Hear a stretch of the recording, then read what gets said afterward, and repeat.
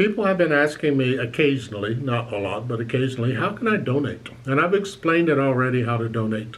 However, there is another method of donation, and I haven't explained that.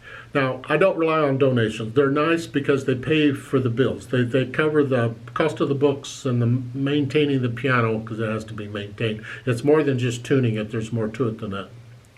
So I appreciate the donations. I really do.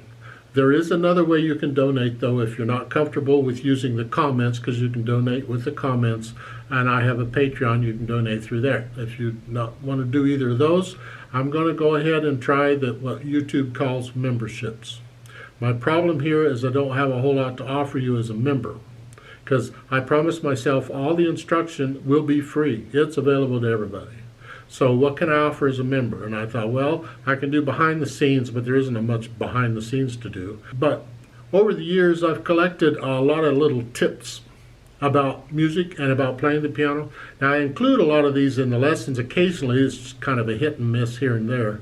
When 7,000 lessons loaded so far, that's a lot of lessons to look through. So I thought, well, I could sort of consolidate these a little bit and include these in the memberships. But I don't know how often I can upload, but I'll do it when I can. And these will be shorts, what YouTube calls shorts. And in other words, it's a vertical format, and it'll be 60 seconds or less. These are just little tips occasionally on playing the piano or in music in general, if you want. If you want to try that, you're certainly welcome to. If you're donating already, you're more than welcome just to keep what you got. Just going. It's great.